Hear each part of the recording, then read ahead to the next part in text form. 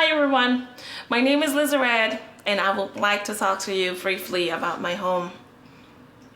For many of you, when you hear the name Dominican Republic, you think about resorts and very friendly people.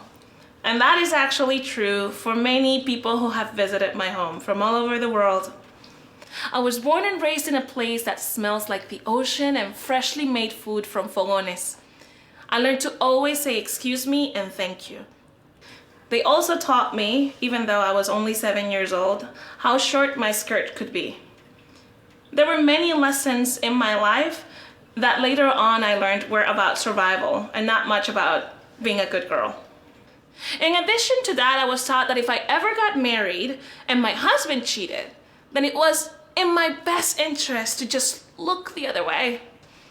He was good if he always returned to me, and my job was to keep the house tidy and neat. I've always been very opinionated, and so I replied to Grandma, "So what happens if I cheat?" And her face just went like, "Whoa, you didn't just say that." And she replied very kindly, "Sweetie, you should never even think about something like that. He could kill you. I know people who have died because of something like that." To this day, again, this is not a statement to encourage anybody to cheat on anybody, but the contradiction of my grandmother's statement never gave me rest. I was accustomed to catcalling from a very early age. And I looked up to the women in my life and the older women in my circle and family for guidance and approval. But often their answers sounded something like, "Oh, he's just playing," or "That's just the way things are, you know." I was not allowed to complain, but I did it anyway. As I got older, I devised a game where I would think of snarky comebacks to respond to any inappropriate things that I might be told on my way to the market, beach, or even at my own school. It became a game, a really fun game in which I could prove that I was very smart. But I feel it was also a way that the little girl me was dealing with the trauma that came with having to constantly deal with this. In fact, one Sunday afternoon, an elderly gentleman approached my mother and I while we were walking on the park.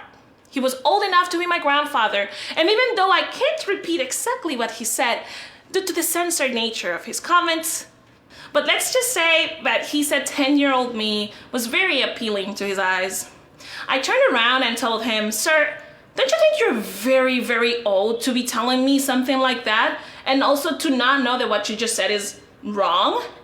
My mother dragged me to the side and scolded me. She said, "Muchacha, you can't reply to an elderly person like that. You have to be respectful." And I said, "But he was not respectful to me. Don't I deserve respect as well?" And my mother went silent. She was the woman who taught me how to have smart conversations in my life, and she didn't know what to tell me in that moment. As we started walking, she slowly replied, "Yes, you deserve respect, but that doesn't mean it's gonna be given to you."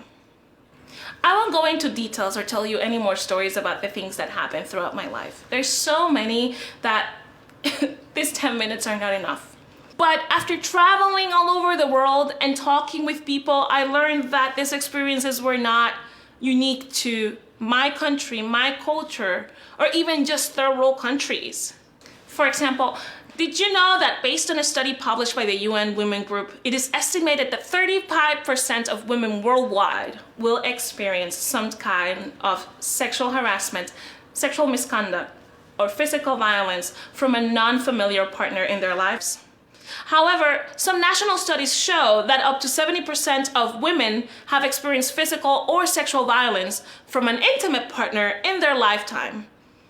Evidence shows that women who have experienced physical or sexual intimate partner violence report higher rates of depression, having an abortion, and acquiring HIV compared to women who have not. And the more you read and the more you talk and the more research you do and look at the numbers, the more horrified you should be. Things are not getting better, but they seem to stagger or just get worse in certain parts of the world.